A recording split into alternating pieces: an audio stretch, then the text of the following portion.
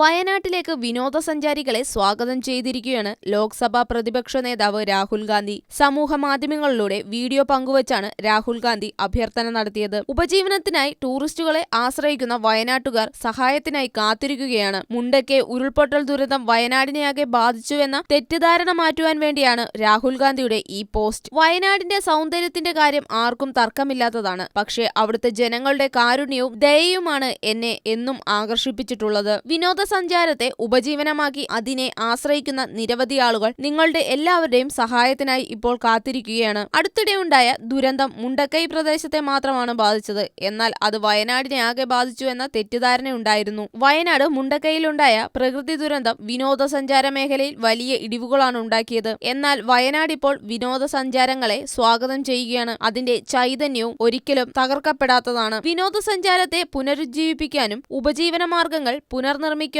അതിന്റെ ഉന്മേഷം വീണ്ടെടുക്കാനും സഹായിക്കാൻ വയനാടിന്റെ സൗന്ദര്യം സന്ദർശിക്കാനും അനുഭവിക്കാനും നിങ്ങളോട് ഞാൻ അഭ്യർത്ഥിക്കുന്നു, രാഹുൽ ഗാന്ധി തുറന്നു പറഞ്ഞു. Kerala home stay and tourism society പ്രതിനിധി വിനോദ് രവീന്ദ്രപ്രസാദ്, DDPC ജീവനക്കാരൻ ലൂക്ക ഫ്രാൻസിസ്, ടാക്സി ഡ്രൈവർ ഉണ്ണി കൽപ്പറ്റ, വനിതാ ഹോട്ടൽ ഉടമ ശാന്ത നന്ദനൻ, ഓട്ടോ ഡ്രൈവർ മുസ്തഫ തുടങ്ങിയവരുടെ പ്രതികരണങ്ങൾ സഹിതമാണ് രാഹുൽ ഗാന്ധി പോസ്റ്റ് പങ്കുവച്ചത്. വയനാടിന്റെ സൗന്ദര്യം ആസ്വദിക്കാനും ടൂറിസം പുനരുജ്ജീവിപ്പിക്കാനും സഹായിക്കണമെന്നും രാഹുൽ ഗാന്ധി കൂട്ടിച്ചേർത്തു. രാഹുൽ ഗാന്ധി 2019 മുതൽ 2024 വരെ ലോക്സഭയിൽ വയനാടിനെ പ്രതിനിധീകരിച്ചിരുന്നു. 2024 ലോക്സഭാ തിരഞ്ഞെടുപ്പിൽ കോൺഗ്രസ് നേതാവ് വീണ്ടും വയനാട് മണ്ഡലത്തിൽ നിന്ന് വിജയിച്ചെങ്കിലും തന്റെ ബദൽ സീറ്റായ റായ്ബാർലേറി നിലനിർത്താനാണ് തീരുമാനമെടുത്തത്. വയനാട്ടിലെ ടൂറിസം പുനരുജ്ജീവിപ്പിക്കാൻ കൂട്ടായ ശ്രമം അനിവാര്യമാണെന്നും സോഷ്യൽ മീഡിയ പോസ്റ്റിൽ രാഹുൽ ഗാന്ധി പറഞ്ഞു. വയനാടിന്റെ ഒരു പ്രത്യേക പ്രദേശത്താണ് ഉരുൾപൊട്ടൽ ഉണ്ടായത്. എന്നാൽ ദുരന്തം മുഴുവൻ മേഖലയെ ബാധിച്ചിട്ടുമില്ല. വയനാട്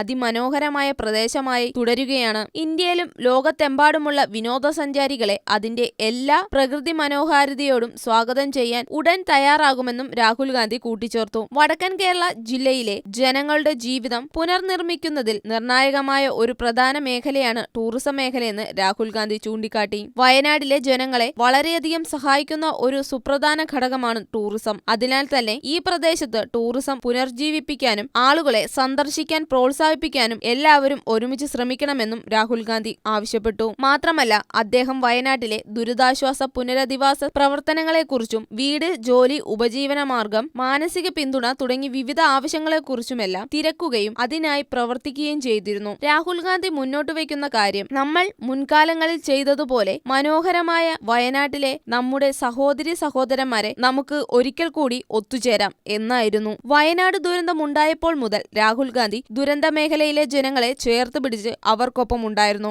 ദുരന്തം നേരിട്ട ജനതയുടെ ജീവിതം പുനരുജ്ജീവിപ്പിക്കുന്നതിനു വേണ്ടി രാഹുൽ ഗാന്ധി വളരെയേറെ സഹായിച്ചിട്ടുണ്ട്. തുടക്കം മുതൽ അദ്ദേഹം വയനാട് ജനതയുടെ ഒപ്പമുണ്ടായിരുന്നു.